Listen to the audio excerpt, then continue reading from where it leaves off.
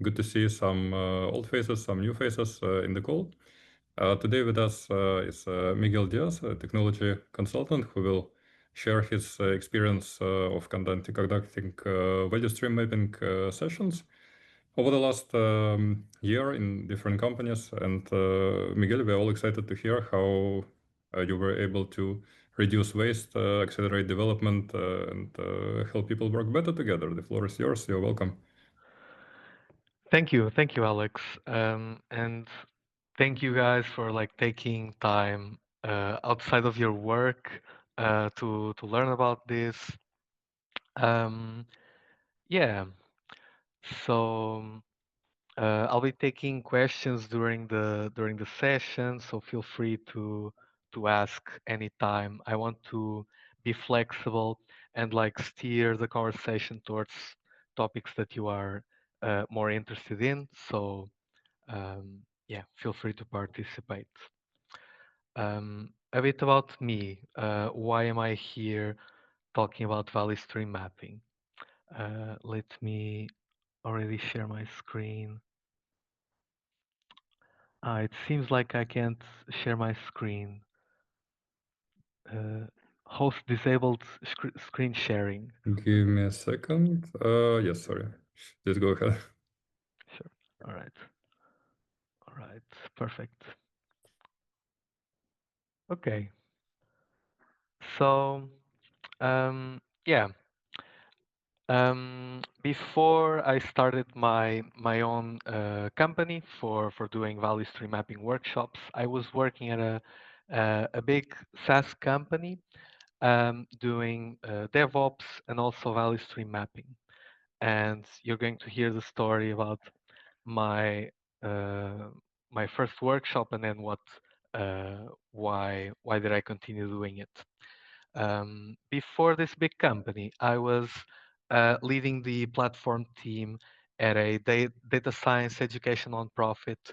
We saw that data science was booming. There were good jobs out there, but not a lot of people who had the skills. So we got together and provided almost free education for people who wanted to transition their careers. And we had an education platform that our team managed. And before that, I was doing data science, data analytics, engineering, and cloud infrastructure at a wearable startup. Um, yeah, and so maybe I'll take like a few seconds at least to hear about your motivations. Like, why are you here? Why are you interested in value stream mapping? So just maybe some people, your name and a sentence about your motivation. Thank you. Thanks. Thanks a lot.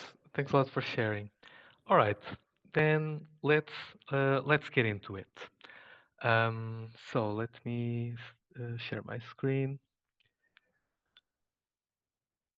Mm, And we're going to talk about the um, the first project that I did.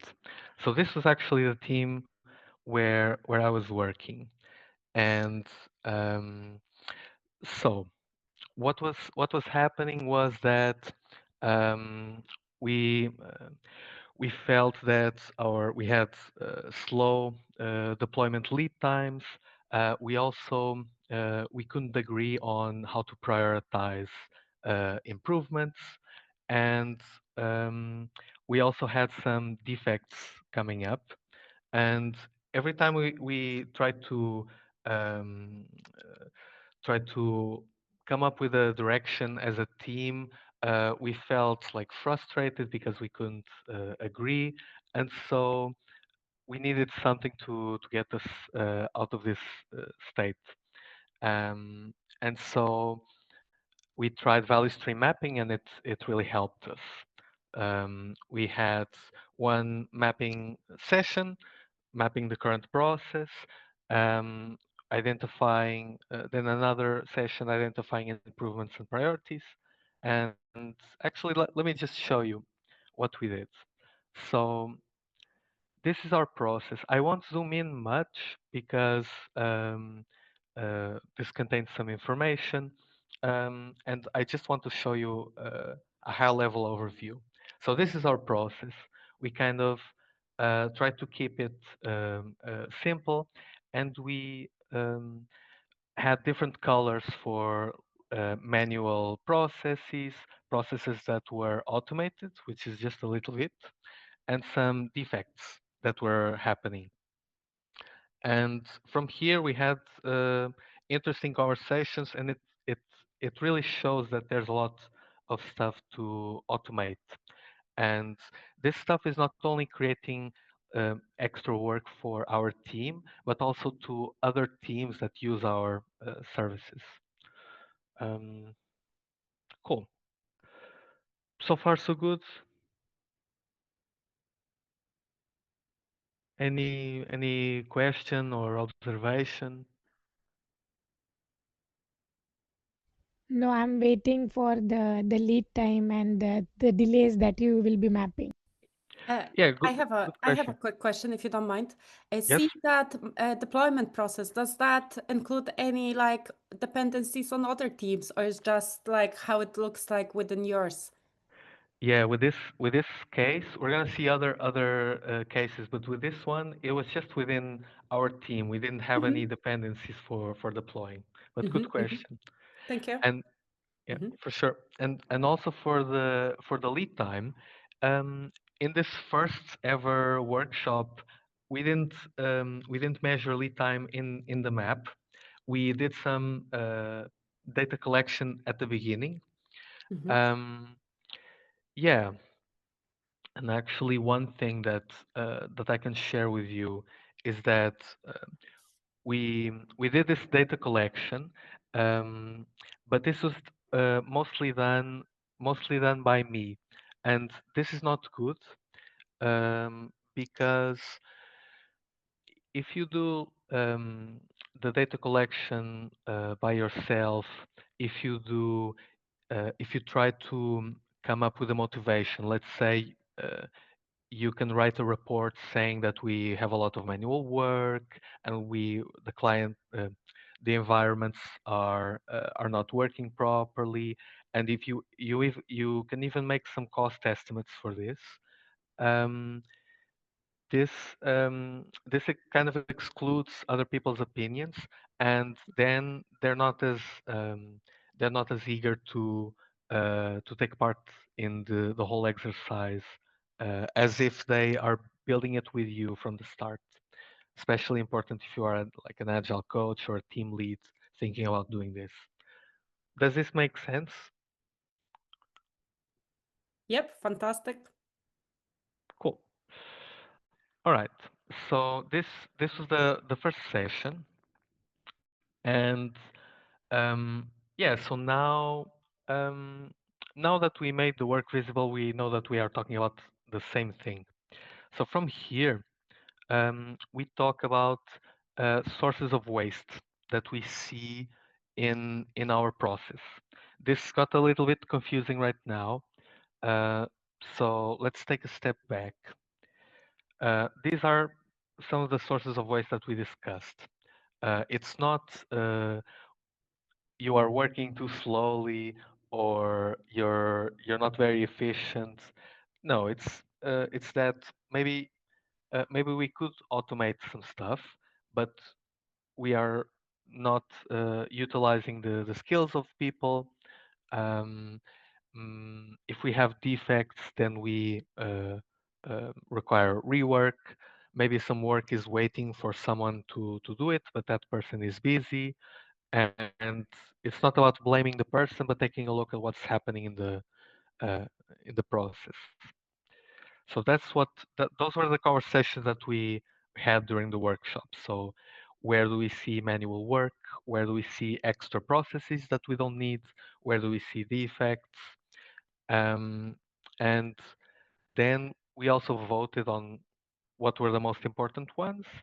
And from there, in the next session, we talked about some uh, some specific things that we can work on.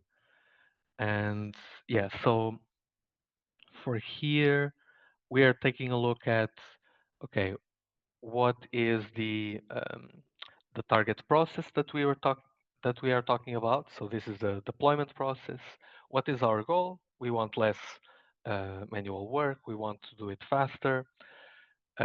Describe the current state of the situation. What do we want to achieve? That's the future state. And this one was a really good one for us because we were always disagreeing on what to do next and what is the best way to proceed. And here we were not talking about what's the best way to do it, but what are some things that we can start doing right now that will help us.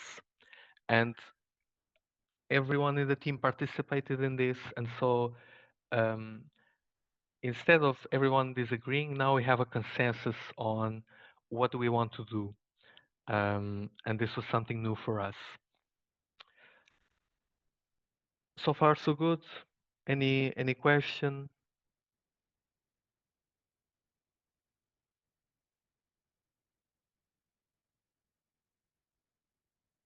Cool. All good. Um, I'm not sure using emojis. I'm clicking some React. cool. I'd have a question. Yes, please. It's we're not yet talking about the value of customers' needs. We're just talking lean at the moment, right? Yes. Yes.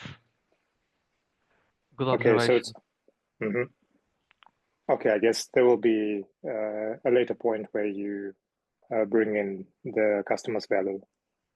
Yeah, so this one was the first ever workshop that I did, and with limited knowledge about it, so we focused more on the process on this one.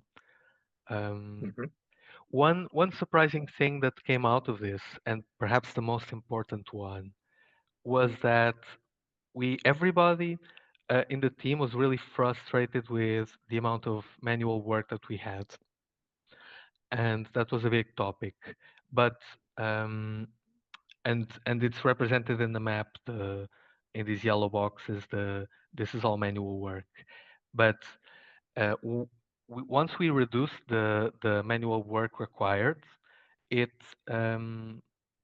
it became obvious that the defects were the real bottleneck because we were not actively monitoring the defects in the environments, and so we can release and deploy faster, but we are not doing anything to stop the defects from coming out, um, and to actively look for them. So that's actually the real constraint because it affects the customer, like you were um, noting. That's the most important thing. The customer pays the bills. So the takeaway is to tackle the impediments first. Yes. So the takeaway for this workshop was that before doing the workshop, we all thought that we knew what the problem was, but we didn't know actually. Before we looked at until we actually look at the process and look what's happening and take the customer's perspective into account, we actually don't know what's the biggest problem, and that's my biggest takeaway. That's my statement. Okay, thank you very much. Cool. All right, so this was workshop one, and yeah, we actually reduced it to 7 days from 21 days. We had consensus, and we discovered the real problem, the monitoring gaps. Some additional challenges. So we just did this workshop within the team, and we didn't include any leadership above the team um, at the department or organizational level, and also um, because the team didn't participate from the beginning. They only participated in the mapping sessions. I think this also contributed to a lower buy-in than we would like to have. So include people from the start and get their opinions, get their perspectives, what is important for them, and how do they see improvements. And also when it came time to, okay, now we have some next steps.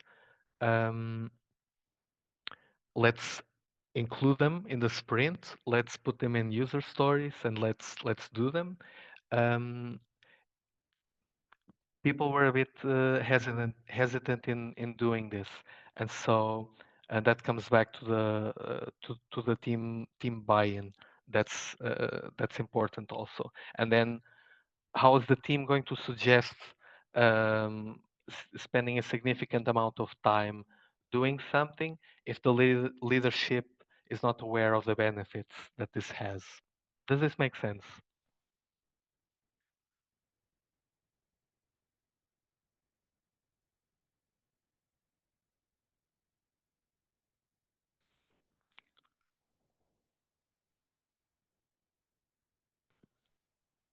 I'm not seeing the screen or messages. Yes, makes sense. I just said Yep. makes sense and I can relate. Yeah. Yeah. So if leadership doesn't know what we are improving or why, if they're not part of this journey, then they're the ones who pay our bills and who prioritize stuff. So they need to be included. Cool. All right. Second team. Once I did this workshop with this team, some other people have heard about it and became curious. And so they wanted to. This was a small team that was growing a lot, and so they wanted also to onboard new team members, and kind of mapping the process was something attractive to them. And they wanted to find problems in their process, and they wanted to reduce defects. So I took a different approach because I started reading more, and but still similar. So let's take a look. We had yeah, uh, we mapped the process. Oh, actually, I need to take a step back. So I talked about leadership buy-in as a key learning from the previous workshop. So what I did on this one was I involved leadership from the start. I started talking to the team lead and then to the department leads, and I included them in the planning. They we three together defined what were the goals, um, and what's the benefit. I mean, why should we invest the team's time in doing this? Um, and yeah, I'll show you what that looks like in a bit. So that part was relevant. So yeah, we started mapping the deployment process with the team. We also did like some sessions where we did much more detailed maps than these, and we talked extensively about the process. Um, I think um, this was too much. Um, it still had benefits for the team, but I think we spent too much time talking about the details. And in when I'm doing a first workshop with a team, I would prefer to do a very simple version, and then if they like it, we can do more complicated stuff, and we can also get more benefit from that. But I don't want to exhaust people's patience. Um, so yeah, um, sounds good. Any questions so far? All good. Cool. Can I actually ask out of interest, just so I can connect the dots, because I see it's so it's a deployment mapping. It's not the entire end to end. Yeah, so this was from development. So yeah, Because you're it's right. kind of going straight to preparation of release. So I'm just trying to connect the dots. Yeah, so this was okay. Before this, there's a stage where you build the user stories, Yes. you plan, and here you're already doing development. And usually this is not where um, the problem is. Um, But then again, Miguel, if you are mapping it from development stage, wouldn't it be more appropriate to call it cycle time than lead time? yeah, that's Mm. another good question. Um, so in terms of talking about lead time or cycle time, I would use whatever you uh, find that you can explain to the team better. If you can explain lead time to the team, if you can explain cycle time, use the one that's easier for people to understand. In this case, when explaining lead time and process time, I found it was hard for teams to understand. And you can see in the next case studies, you can see that I use different metrics for this. But good questions. Um, yeah, I also want to say that this percent complete and accurate is a measure of quality. I don't I don't normally use this nowadays because um, again, it's hard to explain to the team, and I want to keep it very simple. And sometimes in the first workshop, it's you can get a lot of benefit just looking at lead or cycle time and process time. Any questions or comments before we move on?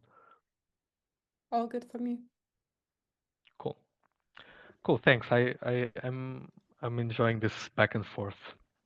Okay. But Miguel, Yep. just want to know if at any point of time will we be able to touch upon the fact that how to connect the VSM workshop with real metrics like DevOps metrics or safe PI planning, how to map those so that we are not just on the planning side but actually on the execution side and seeing the benefits, how to realize Yes. those benefits. Yes. Yeah. Great question. And yeah, we're gonna. That's coming up.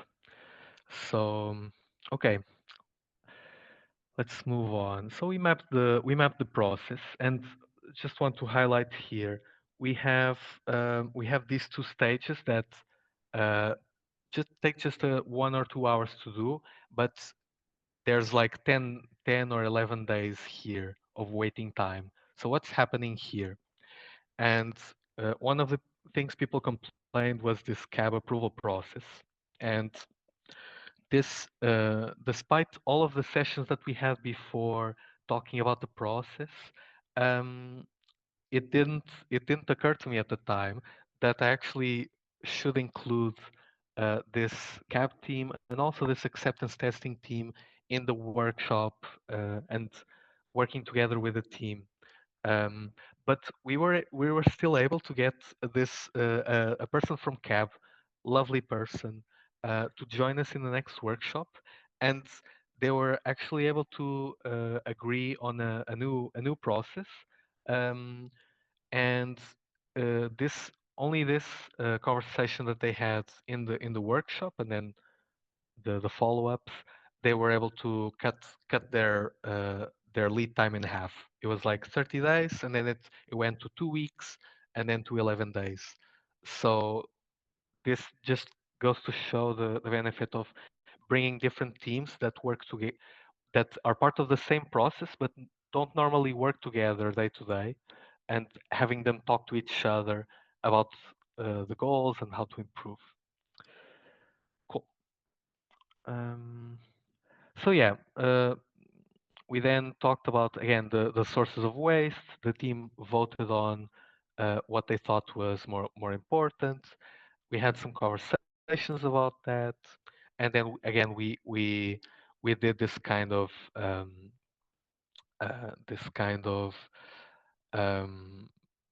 breaking down the baby steps that we can take and the main problems that we are working on. And then to talk about um, what you asked, which was the how to integrate this into the roadmap. I don't have it here by hand, but let me see. I don't think I have a picture uh, at hand. No, unfortunately, I don't have a picture of what we did here, but I'll show you my current. Okay, just give me a few seconds to fetch this uh, because I think it's important that you see the advantages and disadvantages. So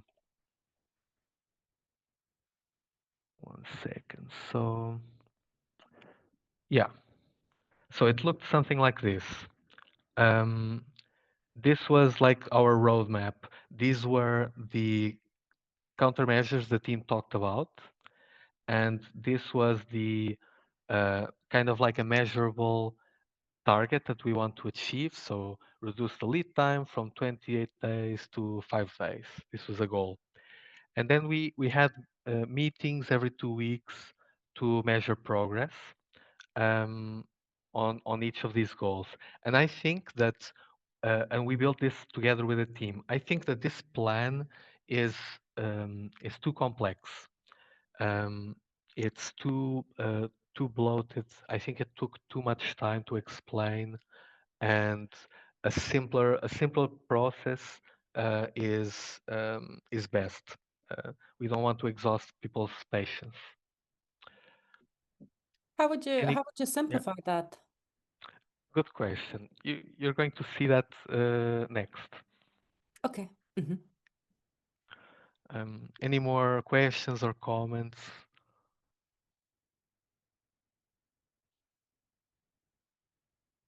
Cool. All right. So this was the second one. Third one. So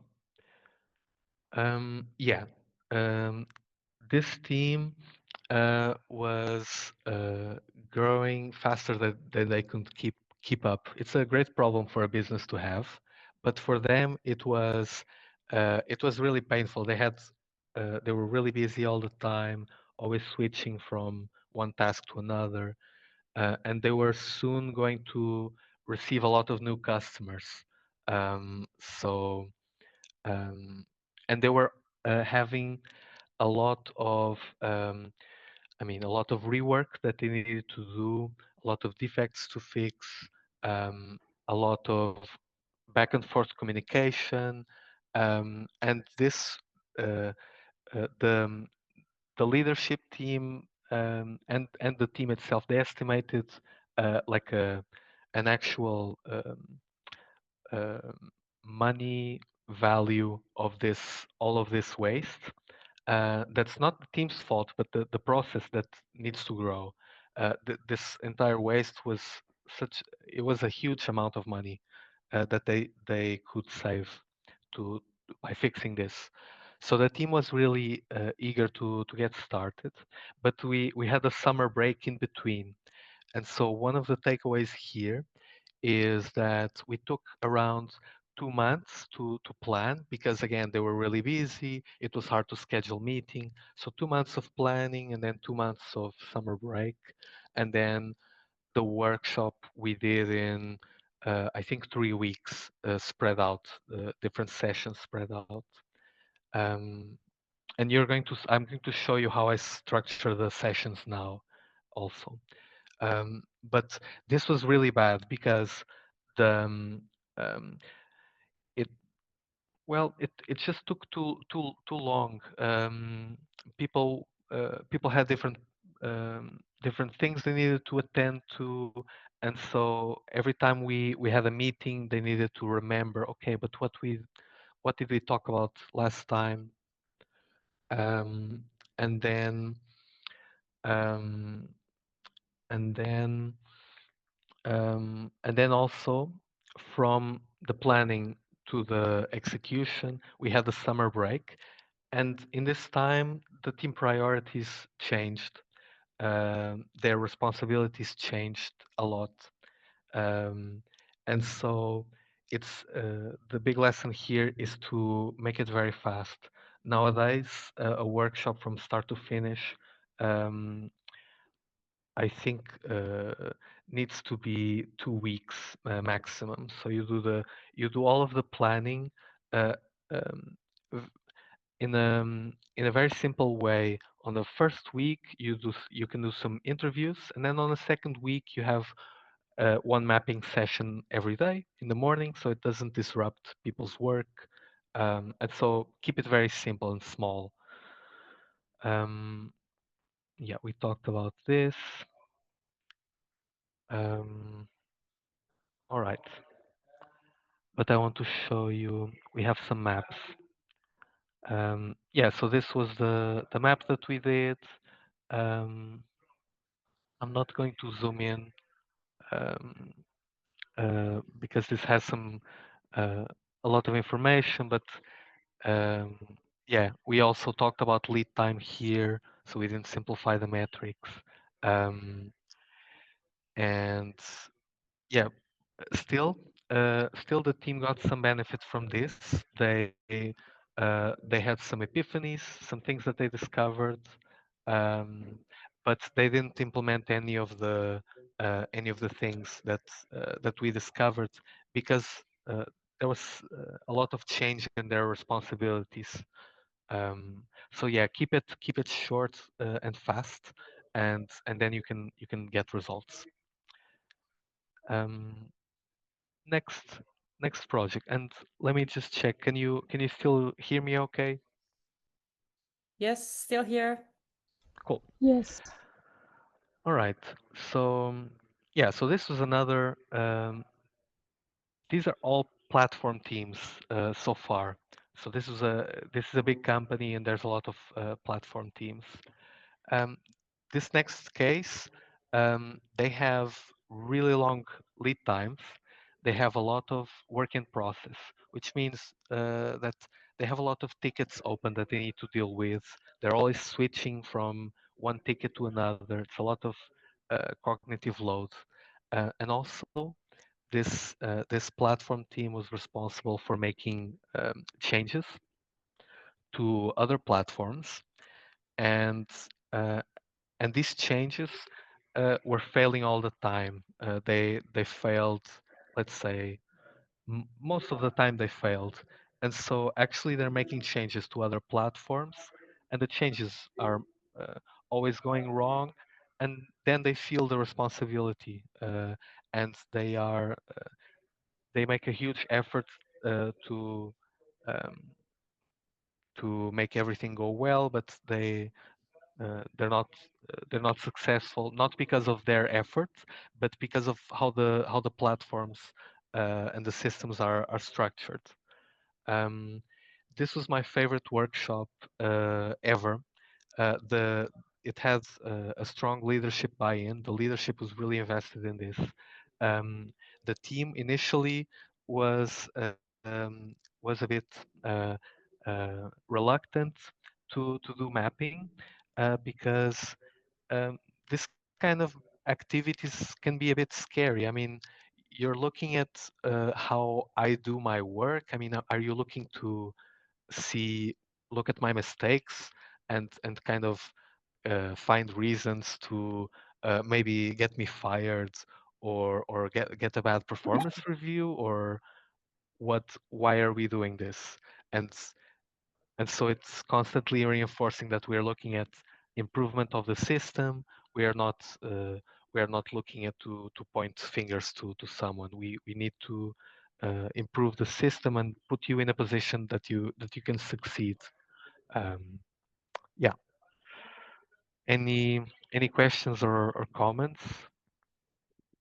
I think for me, again, I think I can relate because we're trying to do something like this. So we're building models, but we need, we have a lot of dependencies on other teams to actually make them go into like beta testing or like semi light life and all that. And kind of what you say about pointing fingers, it's like, guys, we're not here to blame you. We just want to find ways to like work together, collaborate together, cut a little bit of the times. So definitely it's good to, like I said, I'm here to hear all the stories. So it's good to kind of hear that it's not only, it's not only one company. Yes. Something that helps here is the retrospective prime directives. Have you heard about it? No, but I do retrospectives. Yeah. It's so it's a statement that you use, um, and let me see. So, regardless of what we discover, we understand and truly believe that everyone did the best job that they could, given what they knew at the time, their skills and abilities, the resources available, and the I situations at like hand. that. I like that. We start retros with like what we did great, and it's always like, okay, now, guys, now that we know we're fantastic, now we can talk about the problems. Oh, Yes, that's good. I never knew there's a name for that. Thanks for that. yeah, for sure. And I can send you some resources at the end. Oh, Uh, thank but you. it's not enough that this comes from the facilitator. We need to hear the directors and the vice presidents. They need to say this, and they need to mean it. That we are Yeah, looking at improving the system, and we're not looking at pointing fingers. yeah. And but even if they say this, people can still feel a bit uneasy. But once we got through the this workshop, by the end, um, the team was really happy because they were the ones who decided the improvements that they wanted to make, and they restructured their own value stream. So we kind of we mapped it. We got deeper into the constraints that the team pointed out. Um, we did the five whys exercise. Anybody who hasn't heard about the five whys? Sorry, I was reading the chat. What did you say about the five? The five whys. Do you know about the five whys? Yeah, but I wouldn't be able to. I think I know the six, but it's more from the model development. You go, carry on. Yes. Yeah, yeah. So we took a look at the constraint and then we asked why is it happening, Yeah. and yeah, then people have a voice and they can say, oh, we have a lot of these dependencies and so on.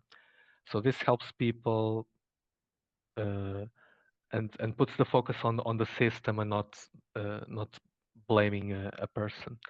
And so, okay, so the team was really happy. They got a short list of improvements that they wanted to make. They changed their value stream so that some steps are done in parallel, some steps are not necessary because of the improvements, and then they started to kind of take these ideas and decompose them into specific actions. And yeah, again, I'm sorry about the that this is we can't read this and it's very small. Um, and yeah, but next time I'll try to have better quality images. But yeah, um, they started to decompose ideas into specific actions that they can take. Then they went ahead and sorted the actions in terms of importance, and then in terms of feasibility. So how impactful is something, but how easy it is to do.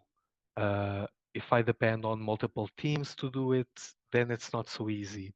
But if I can do it myself, and uh, it's also important, then this will be the first thing that the team will work on.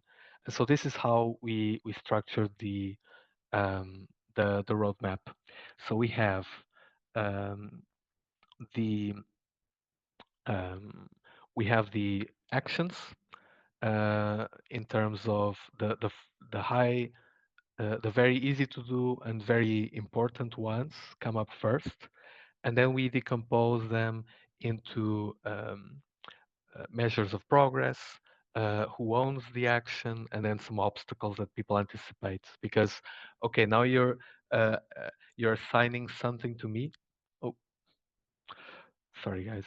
You're assigning something to me, but I want to have a voice and say, oh, it's going to be hard because of this or that. Um, any any any questions so far? All good from me. Hi, Cool. hi, I'm Gary. I'd like to ask the five whys. Is it just a concept like post in the chat room? Yes. Yeah. Um, let me check the question. Five whys. Yes, that's the concept.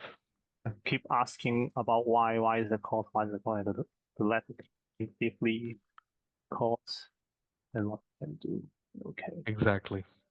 Yeah, and this is what we did for the roadmap. So we don't lose a lot of time decomposing everything into actions and super precise measurable goals, but we kind of take the low hanging fruit and we focus on that first. Cool. Um, something, yeah, and let me move a bit faster because we're running out of time.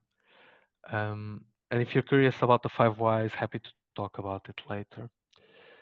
So this is my favorite workshop. The team was really happy with the results. They were happy that now everybody knows how hard they are trying, but that their hands are tied by the dependencies.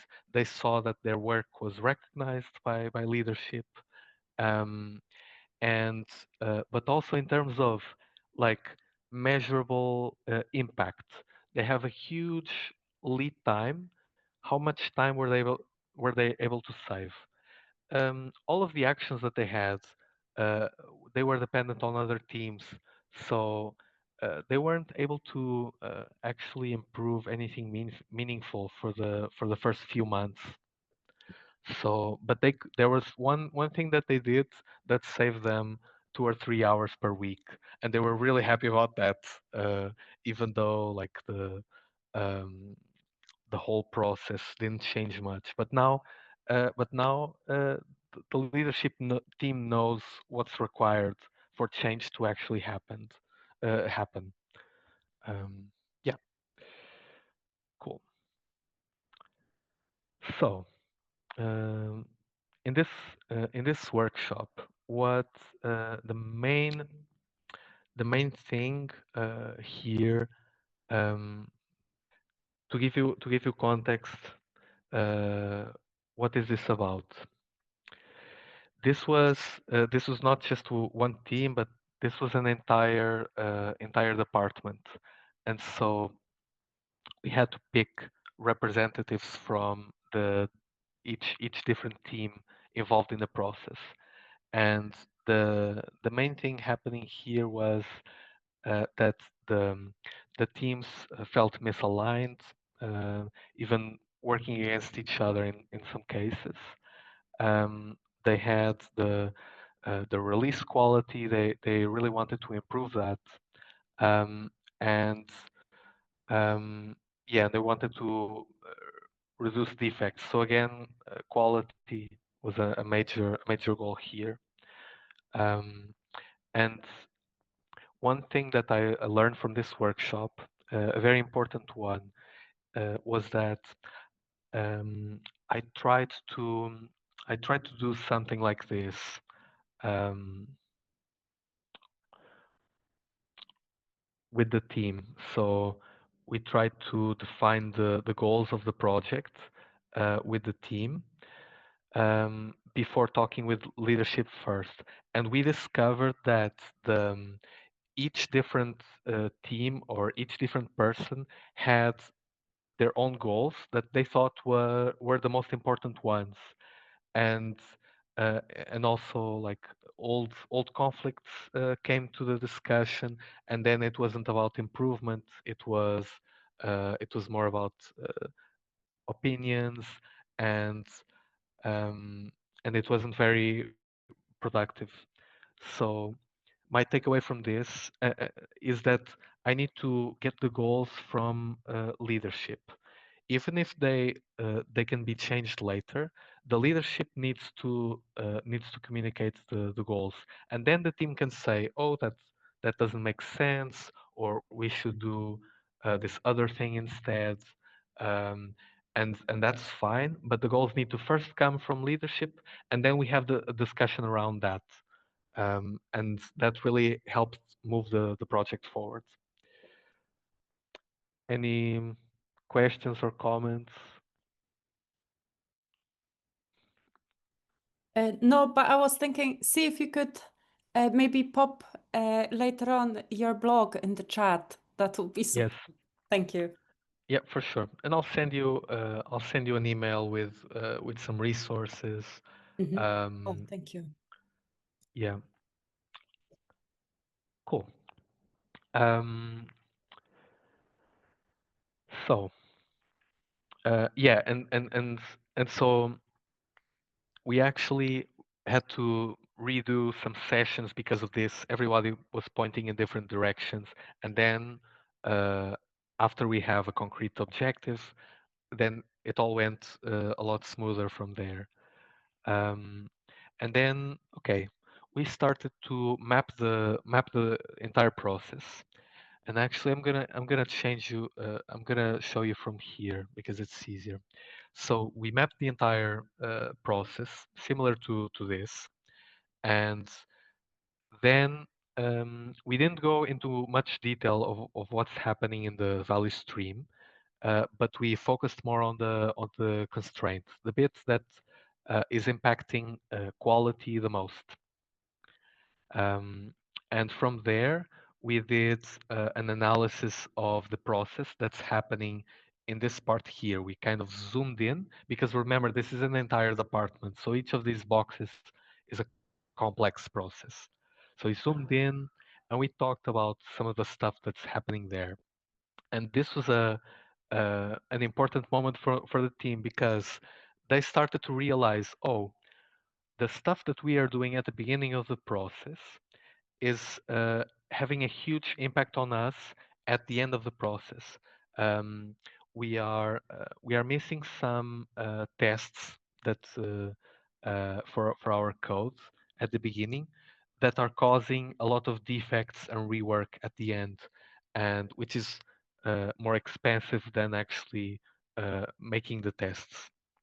Um, and so and but this was the first time that they realized this, and because they had the different people from the different stages of the process in the room, and everybody learned from this. So this was really nice. From there, we did something different. Um, so because the process was so complex, we didn't do what we did here about like rearranging the steps and um, and parallelizing them, or we did an intermediary step. We talked about sources of waste and kind of how does how do the things that people have mentioned, how do they relate to the sources of waste, and um, and yeah, in this exercise, it was meant for people to start thinking about their work, not in terms of um, people are doing something wrong, but the system needs to be improved. And from there, people got some ideas about um, about what they wanted to do to improve. So what are some immediate improvements? How can we get earlier feedback? How can we get quality at the source? People got their ideas on the board, and then they voted on them. And then from here, we did an improvement roadmap. So we did something like this. So we got people's ideas, the three most voted ones, we decompose them into actions, and again, we prioritize in terms of importance, feasibility, and we sequence them into a roadmap and talk about the most immediate things that we can do.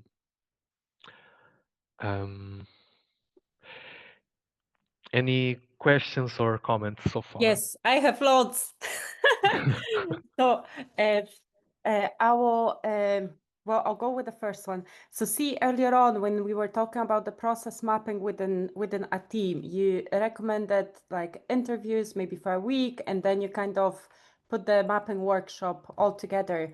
I mean the interviews with with individuals. See, when you do this like process mapping, by the way, if we ever do another session, process mapping for the entire department would be a perfect idea. Uh, See, when you do the process mapping, do you Yes, also talk individually with everyone, or do you just get everyone in the room to kind of brainstorm how it looks like end to end? I like it. I like your questions. Um, so for mapping the value stream, um, or mapping the process, this is like um, um, but to answer your question, we get everybody on the same room together, Mhm. and ideally you'd have up to 10 people. So if you're doing it for an entire department, you need to get representatives, Yeah. either the principal engineer or the team lead or the main product person, the main designer, and so on. And we map together because we want them talking to each other and realizing uh, that maybe they have different ideas about what the process Mhm. is in reality, and these are the benefits of doing these exercises. Mhm. And I have follow-up question from that one. See, I can see the photographs on your blog. There's a lot of like sticky posts and all that. So see, in the current time, so for example, I work quite a lot from home, and our offices are spread around the entire UK. Are any recommendations for doing these online now? Any tools, any tricks? Yes. So my I normally just recommendation, put Confluence one page up and then just take notes and let everyone argue. But how would you, yes, yeah.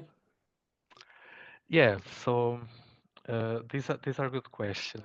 Recommendations for doing it online. All of these workshops for this company were done online, Okay. and um, and my recommendation is to not do it online. Yeah, Yes, yeah, I yeah, do workshops and I hate them online. yeah. They're not they're they're not as good. We I mean, we want human connection, and we feel better when we are near other people. Online workshops can get a bit boring, um, Yeah. and so. But my recommendations, therefore, are to keep the team small, Mm-hmm. keep the sessions short, and keep the scope small. So Mm-hmm. if you are doing it, if you're starting out, start out with a single team and get just a few people, maybe just 5 people, Mm-hmm. um, 5 to 7 people, and then it's more manageable. Mm-hmm. Um, yeah, Fantastic. Thank you. Any specific tools for them online? I use Miro. Miro is fine Ah, yeah, nowadays. Miro. Yeah, I know I we can't use, but it's fine. I use Figma nowadays. I don't know Mm-hmm. if you can use that. Yeah. No, security. It's a bank, so. But Mm. no, thank You you. can I'll see if we have. I know we have like Microsoft you can whiteboard. use Thank Excel. you. Yeah. Yeah, Excel is decent as well. I love Excel actually. Step one, step two, and then the lead time. Yeah. Okay, yeah, actually, good idea. Cool. Thanks, Gennady. We're done for time, but Oh any my more? God, I could be here for another 3 hours. Can we have another one? Yes, let's do it. But Isabella, let's follow up and I think so. First of all, Miguel, thank you very much for the insightful session. That was a pleasure and a lot of learnings. I think we can stop the recording now and maybe have a chat in an informal setting. So let me stop the recording.